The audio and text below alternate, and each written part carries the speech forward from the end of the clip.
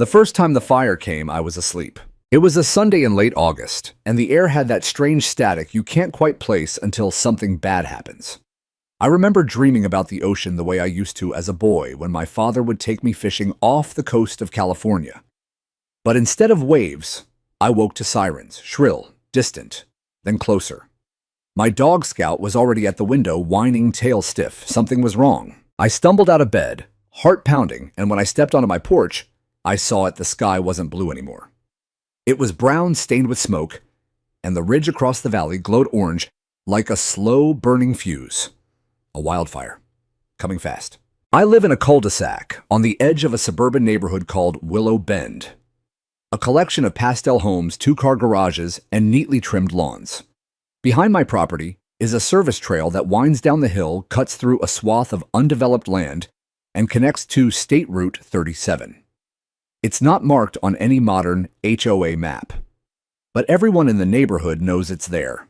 It was my father who carved that path. Long before HOA bylaws and decorative mailboxes, my dad had the foresight to keep an access road open behind our land. He was a firefighter retired, but never really off duty, and he believed that every neighborhood should have more than one way out. When the first fire hit 5 years ago, that dusty, rutted trail became our salvation. Traffic was frozen. The front gate to the neighborhood was a bottleneck, with neighbors screaming, cars honking, and flames closing in faster than anyone expected. I opened my back gate, flagged people through, and we guided over a dozen vehicles down the slope. It was terrifying. But it worked. Nobody died that night. Some say that road saved the entire southern block. After the fire, I reinforced it, added gravel, cleared brush. My neighbors helped at first, though most quickly forgot once the insurance checks arrived and the lawns were green again. I never forgot. I couldn't. That night stayed with me.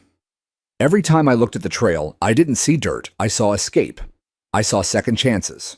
So when the HOA tried to review property boundaries last year, I was suspicious. Their language was always vague, wrapped in bureaucracy, but it wasn't hard to see through the pattern.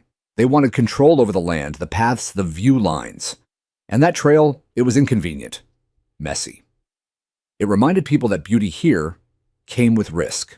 I went to meetings. I raised my hand. I brought maps, old photos, even a letter from the county fire department affirming that the trail had been used during the previous evacuation. But the board, led by a sharp-jawed woman named Doreen Marshall, smiled politely, nodded, and moved on to landscaping complaints. That was their way, and I was just the retired Army guy at the edge of town. The man with a dog, a flannel shirt, and a stubborn streak. I guess I didn't fit their vision. Still, I kept maintaining the trail, quietly. I trimmed it, sprayed for weeds, and even installed a small solar-powered motion light for nighttime emergencies. I didn't ask for reimbursement. I didn't need a thank you. I just wanted people to have a way out. What I didn't know, what none of us knew, was that the HOA was preparing something else entirely. It started with a surveyor. He came one morning just after the 4th of July, driving a white pickup with no logo. He walked the line between my yard and the back trail clipboard in hand. I asked what he was doing. He said he was checking setbacks.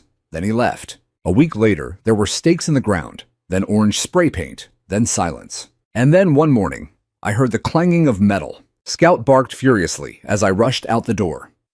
There, where the old wooden post had stood for decades, were construction workers drilling holes, pouring concrete, raising metal posts. A fence. A damn black wrought iron fence running straight across the trail. I froze. "You can't put that there," I said. One of the workers shrugged. "We're just following orders." HOA approved. Who, I asked. "Which contractor?" He didn't answer. But the clipboard on the tailgate had a logo, DM Holdings. Doreen Marshall again. I called the HOA immediately. Voicemail, then email, then a formal letter. No response. The fence went up in 3 days. 8 feet high, locked at both ends. No signage, no explanation. Just a cold barrier, slicing the lifeline in half. I stood at the edge of it that evening, fingers curled around the top rail, staring out at the trail I could no longer use. Scout sat beside me, ears low. The sun dipped behind the ridge, casting long shadows across the gravel. I felt helpless and angry. What if it happened again? What if the flames came faster this time, or the wind shifted? The memory of the first fire was still fresh, a scar on the land and in my chest. And now the path was gone. Because someone on a board decided it didn't fit their aesthetic. That night, I couldn't sleep. I lay awake thinking about evacuation protocols, about how long it takes to reverse a car on a narrow street, about the way children cry when they can't find their pets. I didn't know it yet, but that fear, that instinct, it would prove to be right, and soon. The fence stood like a wound across the back of my property. Stark black iron, unnaturally clean, against the dusty trail that had once been our escape route. Every time I looked at it, I felt my chest tighten. It wasn't just an eyesore. It was a barrier between survival and disaster, between reason and arrogance. 3 days after they finished the installation, I received a letter. Not a certified one. Just a plain white envelope slipped into my mailbox with the Willow Bend HOA logo embossed on the top corner. Inside, the language was vague, clinical, and smug, a courtesy notice informing me that unauthorized pedestrian activity has been observed on restricted HOA-managed easement zones. I laughed. Out loud. Not because it was funny, because it was absurd. That trail wasn't an easement. It was private land. Land I had stewarded for decades. Land my father had maintained before me before there was even a neighborhood before the HOA was a glimmer in a city planner's eye. Still, the letter came with a warning. Any further trespass or landscaping modification would be met with enforcement action, including fines or legal review. I placed the letter on the kitchen table, poured myself a cup of coffee, and stared out the window at the fence. That week, I walked the trail from the other side just to see how far they'd gone. The fence didn't just cut across my property. It extended over 3 other lots, none of whose owners had been notified either. I knocked on doors, spoke to neighbors. A few didn't care, it's just a fence, they said. One thought it was part of a new walking trail initiative. But old Mrs. Evelyn Green, whose husband had suffered a stroke during the last fire and had to be carried out through that same path, was furious. They didn't even ask us, she whispered, voice trembling. They just built it while we were at the grocery store. I decided to go back to the HOA office in person. Their office was a sterile suite in a strip mall off Maple Street, wedged between a dental clinic and a dry cleaner. The moment I walked in, the receptionist, a young man with overly gelled hair and an HOA name badge, looked up like I'd walked into a courtroom with a live chainsaw. Can I help you? I'm here to speak with Doreen Marshall. She's not available right now. Then I'll wait. He shifted uncomfortably. She won't be available today, but I can take a message. I shook my head. I'm not leaving a message. I'm a homeowner. And this is about a dangerous obstruction that was constructed without notice on a known evacuation trail. You know that, right? His eyes flickered. Sir, if this is about the rear easement fencing, you'll need to submit a formal concern via the portal. I did. I emailed. I called. I mailed. No reply. I'm not here to file a concern. I'm here to stop a tragedy. I don't know what he was expecting me to do. Shout, threaten, and instead, I pulled a binder out of my satchel and laid it on the counter. It had everything the deed to my land aerial photos before and after the fire documentation from the county fire marshal stating the trail had been an approved emergency exit during the 2017 fire. He didn't touch the binder, just leaned back and said, "You'll need to speak to enforcement. Ms. Marshall isn't." The door behind him clicked open. Doreen Marshall stepped out composed as ever in her tailored navy blazer and pale pink blouse. Her hair was perfect, her posture military grade, and her expression practiced serenity with just enough condescension to chill a room. "Mr. Garrison," she said, not even pretending to be surprised. "What a passionate visit. To what do we owe the pleasure? You know why I'm here." She smiled tightly.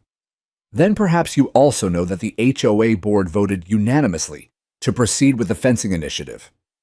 The trail is not zoned for public use. It's a liability." "It's not public," I said. "It's emergency infrastructure, and it crosses my land. You didn't get my consent." The fence was built according to the HOA's right to protect community assets and restrict unauthorized access to shared zones. As per Article 4, Section B, I held up a hand. Don't quote bylaws at me. I've read them. And this, I turned the binder toward her, is a violation of safety protocols of easement access and of basic human decency. For the first time, something flickered in her eyes. Not fear, but calculation. "The board appreciates your concern," she said evenly, "but this matter is closed." I leaned forward. "You're gambling with people's lives, and I'm telling you now, when the next fire comes, that fence will kill someone." She blinked once. "Then perhaps you should encourage your neighbors to evacuate using the designated street exits like everyone else." I left, not because I was done, but because I'd seen all I needed. They didn't care, not about safety, not about community. This was control, aesthetic power, HOA politics masquerading as policy. 2 days later, I received another letter. This time it was a formal citation. I was being fined for damaging common land flora adjacent to community fencing. They'd cited me for trimming weeds on the trail weeds I'd been cutting back every month for years. That night, I sat on the porch, Scout's head in my lap, and watched the wind twist through the trees. The air smelled dry, wrong. I checked the fire weather warning online. It had risen to red flag level. It was coming. No one believed it yet, but I could feel it in my bones. And when it came, that wall of heat, that living thing made of flame and wind, that fence, would be a tomb for someone. And if that moment ever arrived, I'd have no choice but to do what was right, even if it meant breaking that fence myself. It started with the sky. I woke up before sunrise, my body restless, heart uneasy. The kind of unease that doesn't come from dreams, but from instincts sharpened by decades in the service. The air smelled wrong. Not just dry, but metallic like electricity, hanging heavy on the tongue. Scout was already awake, pacing the bedroom. He stopped when I sat up, ear-stiff eyes fixed toward the window. I pulled back the curtain. No flames, not yet. But the horizon glowed a faint crimson line, smeared across the mountains like a fresh scar. I dressed quickly, pulling on my old military field pants and a weathered black t-shirt, the kind with elbow room and breathability, the kind you'd wear if you had to run lift carry. I stepped out onto the porch with my coffee more from habit than comfort. Then I saw it, the first plume. It wasn't far, maybe 15 miles out, curling high and fast, turning the dawn orange, before the sun even had a chance, and I knew. It was coming. By noon, the local fire service had issued a level 1 evacuation warning for our region. Not mandatory yet. Just a suggestion to pack bags and prepare. But I didn't wait.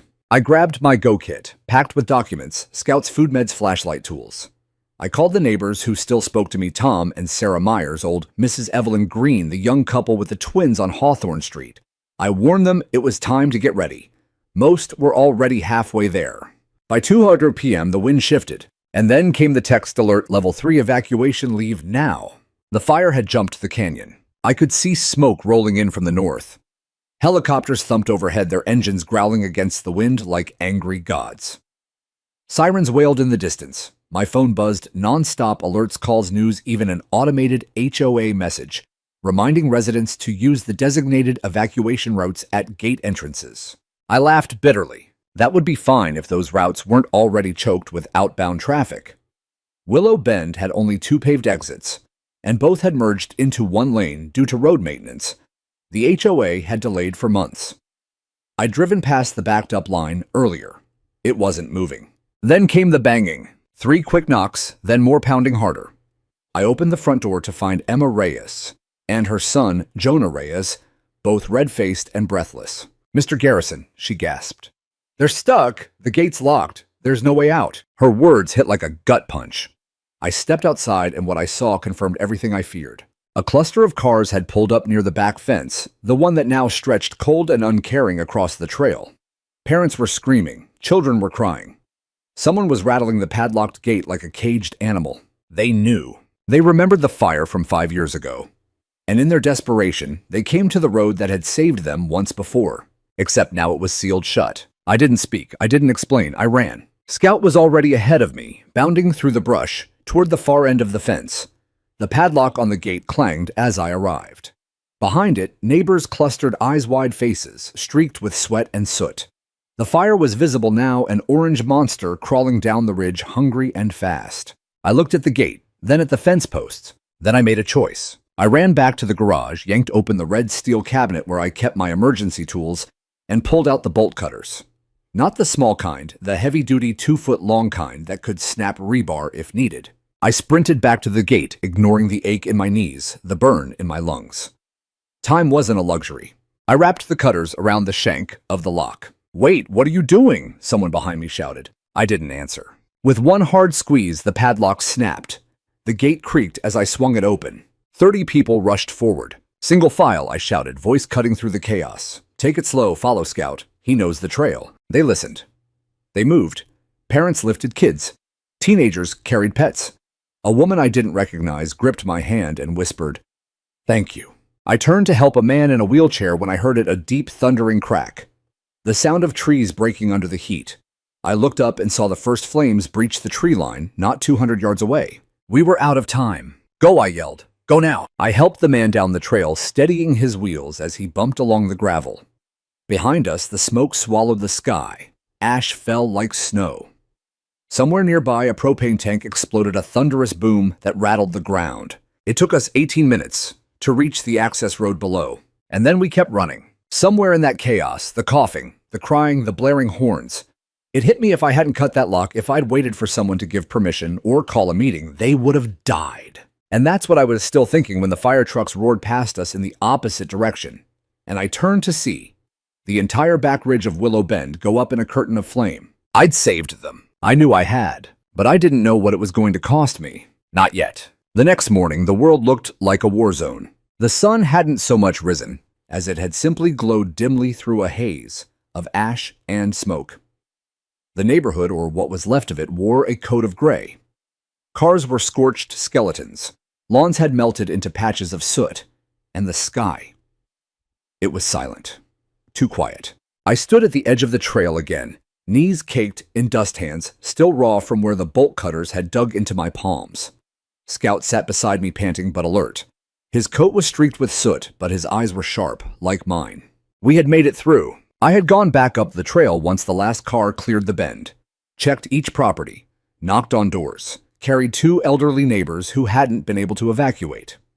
When the last fire truck finally arrived at the top of the hill, the flames had already turned, sparing some homes, devouring others, including mine. My house hadn't burned to the ground, but it had taken damage, roof partially caved in, from flying embers, deck blackened, windows blown out. The inside reeked of wet drywall and scorched insulation. Still, I was lucky. So many others had lost everything. The cabin that once belonged to the Green family, gone. Tom and Sarah Myers' back porch, charred rubble. Even the HOA clubhouse, that pristine building at the center of every newsletter photo, stood blackened and hollow. The letters, Willow Bend, Community Trust, now half melted on the sidewalk like a cruel joke. And the fence, gone too. It had twisted, crumbled, and finally collapsed under the heat. All that remained were iron stubs in the dirt, each one bent like a dying reed. But by then, it hadn't mattered. I had already taken it down. I had done what needed to be done. That night, I slept in my truck. Scout curled beside me, my pistol under the seat, and a portable radio humming static. I thought I'd feel relief. I didn't. I felt hollow, exhausted. Not because I regretted it, I didn't, but because I knew what was coming next. They would come for me, and they did. On Wednesday morning, just 3 days after the fire, a woman in a gray suit knocked on the passenger side window of my truck. She was holding a manila envelope. Her heels crunched the ashes on the street like breaking glass. "Mr. Garrison." I rolled down the window. "That's me." She handed the envelope through the gap. "You've been served." I stared at the label. It was from the Willow Bend Homeowners Association, the HOA. They were suing me. On the first page, unlawful destruction of community property, vandalism, willful endangerment of HOA assets. I blinked. Not a word about the fire, about the people I helped evacuate, about the lives saved. Just cold legal language filed with the arrogance of people who think fences matter more than families. I wanted to laugh, but it wouldn't come out. Instead, I went inside what was left of my house, sat on the one surviving chair in the living room, and opened a bottle of water. Then I stared at the documents again. Endangerment. What about the danger they caused? What about the fact that without that trail, they'd be ashes on that hillside right now? I could have let them burn, but I didn't. I saved them. And now they were suing me for it. Scout nudged my knee. I looked down, saw his wide, patient eyes, and scratched behind his ears. "Well, buddy," I said quietly. "Looks like they picked the wrong man to make an example out of." Because what the HOA didn't know, what they never bothered to ask, was that before I retired, I wasn't just a soldier. I was a logistics officer, with 10 years of disaster response coordination under my belt. I'd written evacuation protocols for entire counties. I knew more about land use law and emergency access than the entirety of that HOA board combined. They wanted a fight. Fine. They were about to get one. I made 3 calls that night. First, to my old Army buddy, Marcus Langston, now a practicing attorney specializing in property law. Second, to Captain Miguel Torres from the county fire department, who still remembered the first fire and the trail that saved his own cousin back then. And third, I called the city zoning office and requested a full land use map, including all revisions from the last 25 years. Because I had a hunch, and if I was right, the HOA hadn't just blocked an emergency route. They'd done it on my land. That's when the real fire started, and it had nothing to do with flames. It was legal, relentless, controlled, and it was headed straight for the board. The summons didn't scare me, not in the way they hoped it would. I've been shot at.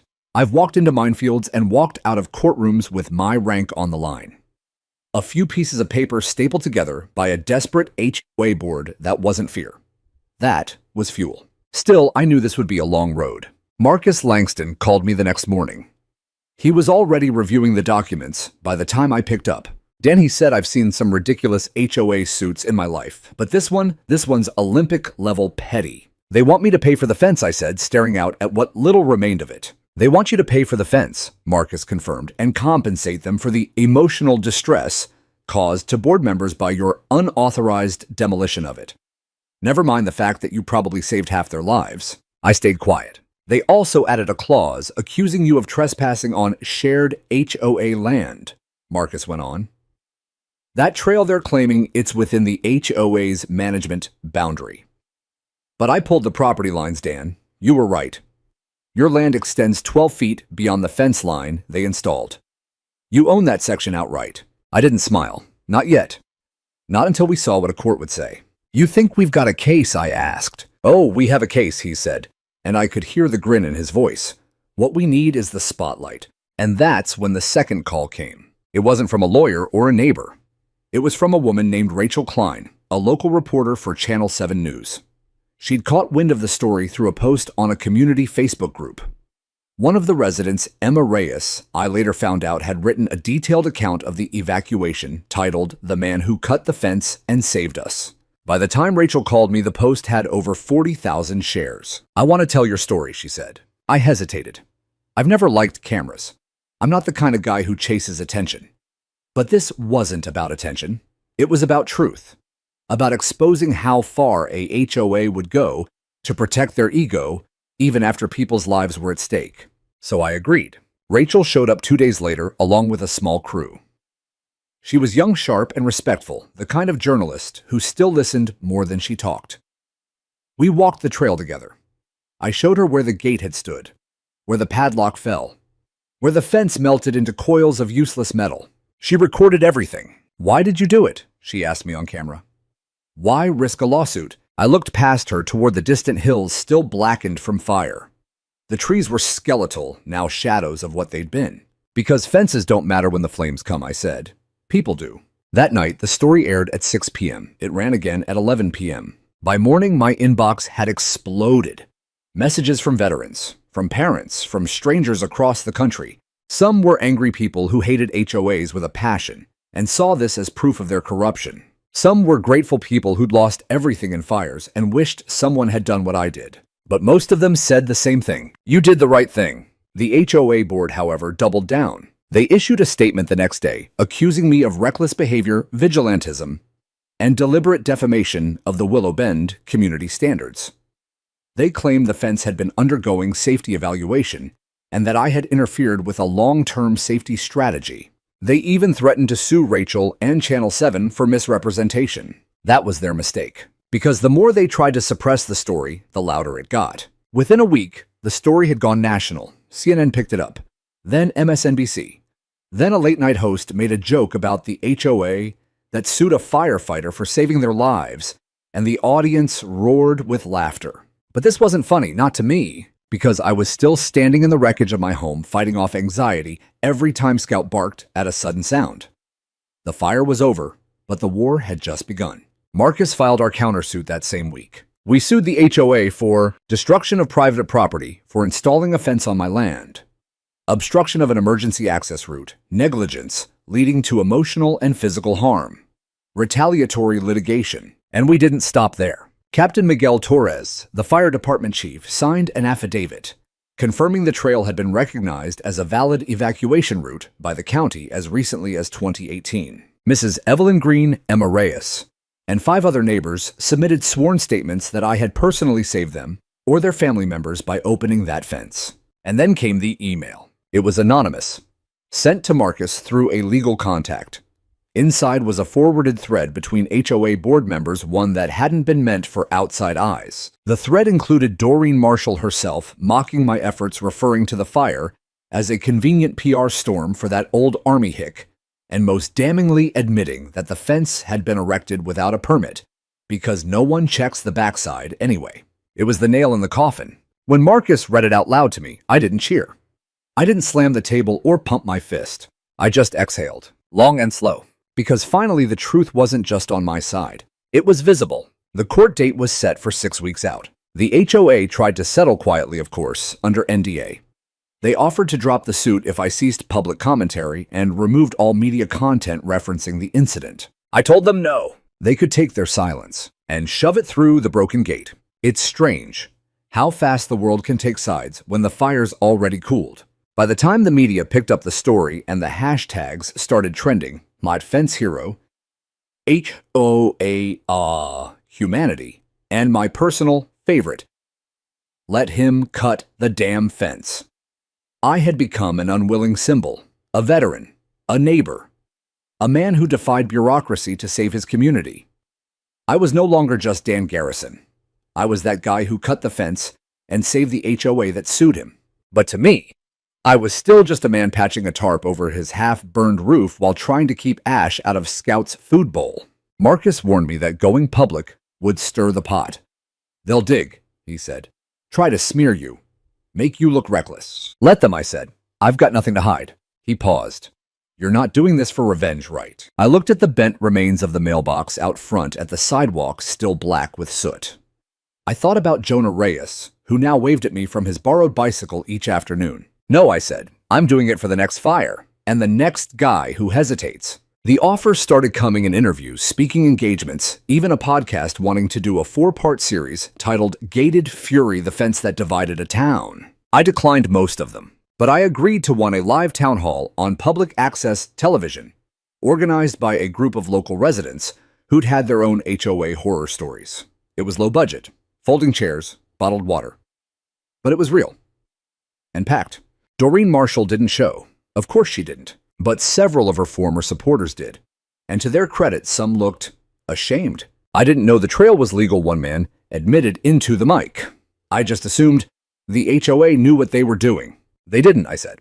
And they still don't. Then I pulled out the original deed, the one with the handwritten addendum from my father, notarized in 1982, specifically referencing the easement clause that protected the trail as an agreed-upon secondary access point in cases of natural disaster or emergency. Silence filled the room. The next day, the mayor's office released a statement. Not long, but powerful. All emergency evacuation routes, whether paved or unofficial, must remain accessible during wildfire season. We are working with county officials to review the actions taken by the Willow Bend HOA.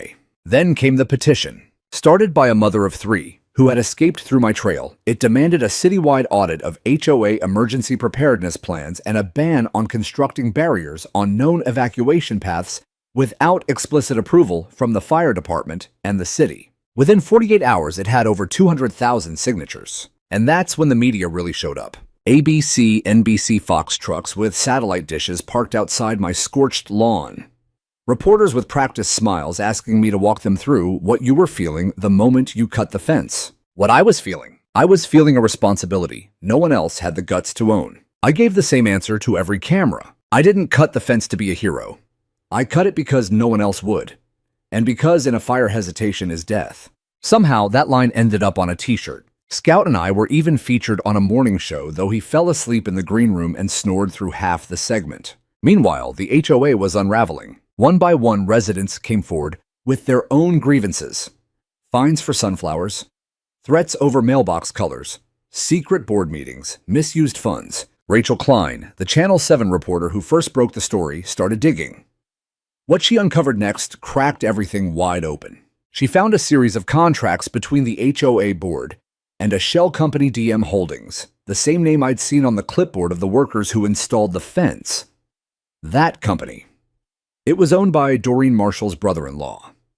And the fencing project, it had cost 3 times the market rate. Corruption. Documented. Doreen denied everything, of course. Claimed she had no knowledge of family involvement and that the selection process was in compliance with procurement guidelines. But then Rachel got hold of the emails, leaked anonymously again, this time from a disgruntled HOA secretary who'd had enough. One email from Doreen to the contractor read, "Get it done by Friday. No permits, no flags, just make it disappear, it's an eyesore." Another said, "If Garrison complains, hit him with nuisance citations until he shuts up. He's a stubborn old dog." Those emails hit the news like a bomb. Even the HOA board couldn't spin it anymore. Residents called an emergency vote to suspend the current board. The turnout was historic. I didn't even have to campaign the fire, the fence, and the lawsuit had spoken louder than any speech I could give. By the end of that week, Doreen Marshall and 3 other board members had resigned. A new board was being formed, and neighbors were already approaching me, urging me to run. I told them I'd think about it. But first, there was still a trial ahead, because even though the world now knew what had happened, the law needed to speak too. And I wanted it to say this, that doing the right thing, even when it goes against rules written in ink instead of wisdom, is not a crime. The courthouse smelled like paper sweat and quiet judgment. I hadn't worn a suit in years, but that morning I ironed the one I kept in the back of my closet, a dark gray number that somehow still fit. Scout stayed home with the neighbor's kid, who'd taken to him like a shadow ever since the fire. I didn't want Scout in that courtroom, not because I was ashamed, but because I knew I'd need every ounce of focus. And Scout had a habit of growling at people he didn't trust. The hearing wasn't a trial, in the cinematic sense. No jury. Just a judge, a middle-aged woman named Honorable Ellen Torres, with tired eyes, precise diction, and zero tolerance for theatrics. Perfect. We were set in Department 32B property disputes. A narrow room with an old wooden bench that creaked when I shifted and pale green walls that looked like they hadn't been painted since the 90s. The HOA's lawyer was a sleek, suntanned man named Clifford Beale. Expensive tie, slicked back hair. The kind of guy who called objections just to hear himself say, "Objection." He started things off with a well-rehearsed speech about community cohesion, property damage, and irresponsible civilian behavior during emergency events. I stayed quiet. Let him dig his own grave with polished words and empty gestures. Then Marcus stood. He didn't raise his voice, didn't perform. He simply laid out the facts. The fence had been erected across land I owned. The HOA had no permit to build it. The trail was a known, historically documented emergency evacuation route. The fire was an imminent threat. People were trapped. He handed the judge photos. Maps? Video stills from doorbell cameras showing panicked neighbors at the locked gate, smoke in the background. Then he played the footage of me cutting the lock. It was grainy, low resolution, but unmistakable. There I was, bolt cutters in hand, opening the gate as terrified families rushed through the smoke. The courtroom was silent. Judge Torres looked at Clifford Beale. "Do you contest the authenticity of this footage?" Beale cleared his throat. "No, Your Honor, but context is..." She raised a hand. "We'll get to context. Continue, Mr. Langston." Marcus nodded. He brought up the emails next. The ones leaked by the HOA secretary showing Doreen Marshall directing the fence installation without permits, without authorization, and with deliberate malice toward me. That was when the mood in the room shifted. The judge leaned forward, fingers steepled. "Mr. Beale, were you aware of these communications when you filed the suit?" Beale hesitated. "They were recently disclosed. Yet your client initiated a legal action based on the claim that Mr. Garrison destroyed legally sanctioned HOA property." Beale adjusted his collar. The HOA board believed the board she cut him off acted in bad faith. They installed a fence on private property, obstructed a known emergency route, and then attempted to punish the very individual who mitigated their negligence. Is that a fair summary? Beale didn't answer. Torres turned to me. Mr. Garrison, would you care to speak on your own behalf? I stood slowly. My knees ached, but my voice was steady. I didn't want to be here, I said. I didn't want a camera in my face or a lawsuit on my doorstep.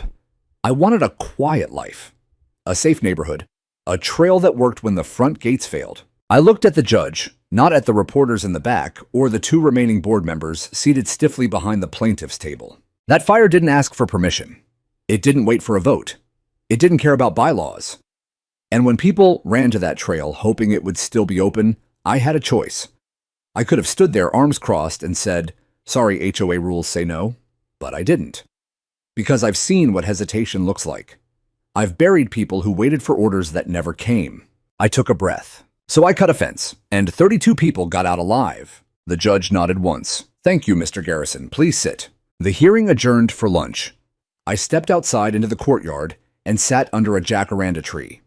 The air smelled faintly of burnt leaves, a cruel echo of that day. Marcus sat beside me, sipping coffee, eyes on his phone. You did good, he said.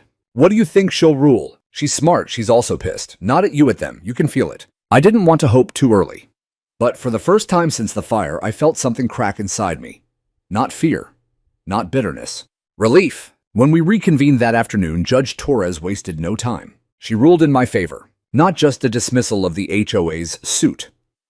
She declared the fence construction an unlawful encroachment on private property that posed demonstrable risk to life and safety, and awarded me damages equivalent to the cost of the fence, the repairs to my property, and additional compensation for emotional distress and defamation.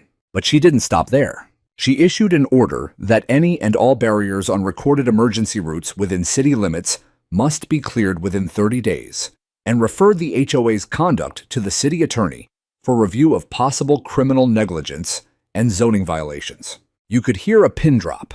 Clifford Beale collected his papers like a man who'd just been fired in public because, in a way, he had. The two remaining board members left without a word. I didn't gloat. I didn't pump my fist or clap Marcus on the back. I just nodded. Because justice isn't supposed to feel like a celebration. It's supposed to feel like balance being restored. As I walked out of the courthouse, reporters swarmed. I gave them nothing more than a sentence. I'm not the story, the people we saved are. But as I walked through the parking lot, an elderly woman approached me. I didn't recognize her at first. Then I saw the tear-streaked face, the oxygen tank clutched in her hand. It was Mrs. Rosa Alvarez, one of the last people I'd carried out during the fire, her small frame barely conscious as we bumped down the trail. She grabbed my hand. You didn't just save us, she whispered. You reminded this town what courage looks like. And for the first time in months, in years, maybe I felt the weight lift from my shoulders. Not all of it, but enough. Victory in court should have brought closure, but in reality, it opened something far deeper, a wound the neighborhood hadn't acknowledged in years. Like embers buried beneath the soil, the corruption within the HOA had been smoldering for too long, and now with the fence case burned through the smoke had become impossible to ignore. The first blow landed when the judge's ruling triggered an automatic audit of Willow Bend HOA's finances. It wasn't meant to be punitive, just procedural, the legal equivalent of lifting the hood after an engine fire. But what they found underneath changed everything. The city's zoning department discovered that DM Holdings, the shell company responsible for the illegal fencing project, had billed the HOA not only for the construction on my property, but for several other beautification projects, including $12,000 for a fountain that never existed, and $18,500 for native vegetation restoration that had allegedly happened during a drought ban. Every invoice had been approved by the same four names: Doreen Marshall, her vice president, Alan Spivey, treasurer Karen Brandt, and architectural chair Lyle Newman. None of them had professional backgrounds in accounting, law, or planning. What they did have were overlapping family businesses, 3 vacation homes between them, and a suspicious pattern of voting themselves discretionary spending powers in HOA meetings where no other members were present. The audit traced nearly $40,000 of missing community funds over a 3-year period, all hidden under coded budget lines like member benefit allocations and contingency landscape rebates. When the news broke, residents were stunned. The people who had fined them for having mismatched mulch or overgrown hedges were the same people who had been siphoning funds for years, hiding behind regulations, while secretly treating the HOA like a personal piggy bank. A second wave of resignations hit the board within 48 hours. Doreen Marshall went dark. No emails, no statements, no appearances. But she couldn't hide for long. Channel 7 aired an exposé titled The Gatekeepers' Power Fire and Fraud in Willow Bend, featuring leaked audio recordings from internal meetings, anonymous whistleblower interviews, and footage of HOA trucks delivering construction materials to a cabin Doreen had been quietly building just outside the city.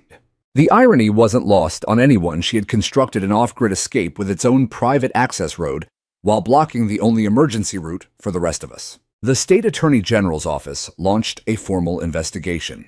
It turned out Willow Bend wasn't alone. DM Holdings had been contracted by 3 other HOA communities in the region, each with rising complaints about sudden enforcement spikes and mysterious accounting practices. The scandal had ripples, and those ripples started from one act of defiance, cutting a fence. Meanwhile, back in Willow Bend, a strange sense of clarity settled over the neighborhood. People began to talk to each other again. The neighbors who once barely nodded at the mailbox now shared coffee on each other's porches. We cleaned up what we could, raking ash from the yards, repainting mailboxes, repairing fences with permission. And amid it all, the trail behind my property became more than a shortcut. It became a symbol. Someone I still don't know who installed a small wooden sign at the trailhead. Hand-carved, slightly uneven, but unmistakably proud. It read Garrison Way, in honor of the path that saved us. I tried to take it down at first, feeling uncomfortable with the attention. But Scout barked at me like I was doing something wrong. I stood there for a long time, hand on the post, staring at those letters. Maybe the recognition wasn't about me. Maybe it was about the idea that one person, even a stubborn old man with bolt cutters, could still make a difference when everyone else froze. After the verdict, the new interim HOA board, now led by a former schoolteacher named Linda Miles, asked me to consult on emergency preparedness. I declined the title, but I agreed to help. We drew new maps, coordinated with the fire department, organized community drills. We even installed solar-powered emergency lights along Garrison Way. Not because of fear, but because of memory. We remembered what happened when warning signs were ignored and common sense got overruled by red tape. I gave a speech at the first fire safety workshop. It wasn't long. I just told them the truth. The fire didn't care who you voted for. It didn't care if your trash cans were pulled in by 8 a.m. It just came. And when it did, all that mattered was whether we stood together or stayed silent behind a locked gate. They clapped, sure. But what meant more was the woman who approached me afterward, one I'd never met, who simply placed her hand on my shoulder and whispered, "Thank you. My daughter got out because of you." I went home that night and sat on the rebuilt deck of my house. The air was clearer than it had been in weeks. Scout lay beside me chewing a stick like it owed him money. And I felt it. Not pride, not victory, but something deeper. Peace. Peace that the truth had found light. Peace that the fence was gone, and not just the iron one, but the invisible one that had divided this neighborhood for far too long. It was a strange thing returning to a life that had already burned. The lawsuit was over. The news cameras moved on. The HOA scandal made headlines across 3 states before it, too, became yesterday's outrage. But for those of us still living in Willow Bend, the aftermath wasn't something you turned off like a TV. It was something you swept, hauled, patched, and tried to explain to your children without letting the fear leak out of your voice. I rebuilt slowly. Not just the roof or the deck or the garage door that had half melted like wax during the fire. I rebuilt my sense of trust brick by brick. Trust in my neighbors. Trust that maybe, just maybe, this place could still be what it once promised to be, a community. The insurance helped, after some arguing, of course. They originally tried to classify the damage as partially preventable due to local governance decisions, but after the court ruling and a call from a well-placed city councilwoman, they changed their tune. I received just enough to repair my home, replant my yard, and finally install the sprinkler system I'd put off for 10 years. But money wasn't the part that mattered most. It was the people, like Emma Reyes, who baked me a fresh loaf of sourdough every Friday without fail, or Jonah Reyes, who began mowing lawns for half the neighborhood and used the money to buy fire extinguishers for the elderly. Or Mrs. Evelyn Green, who, after recovering from a mild stroke, began organizing monthly preparedness meetings in her living room with pie and laminated handouts. The trail was renamed officially. The city passed an ordinance protecting Garrison Way as a permanent emergency route with signage and a maintenance budget. A small bronze plaque was installed at the entry point, placed on a stone recovered from the fire debris. It read, "In memory of what was lost, in honor of what was saved, for those who chose action over apathy." I cried when I saw it. Not in front of the crowd, but later that night when the sun was low and the scent of burnt pine still lingered in the breeze. Scout leaned against my leg, sensing something he couldn't name. I didn't try to stop the tears. I let them fall for what we'd been through, for who we'd lost, and for what we'd found on the other side of it all. The new HOA Board, democratic, inclusive, even pleasant, invited me to their first General Assembly as a guest speaker. I stood in front of that room now lit with skylights instead of suspicion and looked at the faces.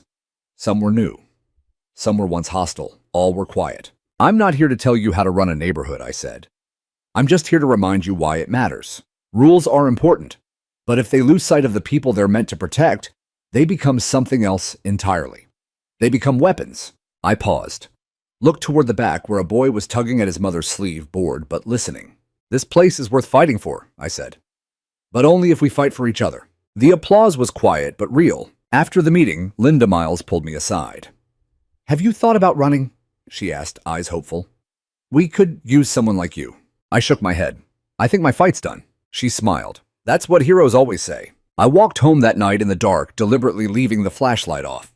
The moon was full, casting silver light over Garrison Way. The silence wasn't empty, it was calm. I passed the new signage, heard the chirp of crickets, and I truly knew that the fear was finally behind us. Until the next fire. Because there would always be another. That's what life does. It tests you again and again. But this time we'd be ready. We'd earned that. And then, a week later, a final letter arrived. Not from a lawyer, not from the city. It was handwritten, the envelope unmarked. Inside was a simple card. "To the man who tore down a fence and built a future, thank you. You gave us time and you gave us a second chance.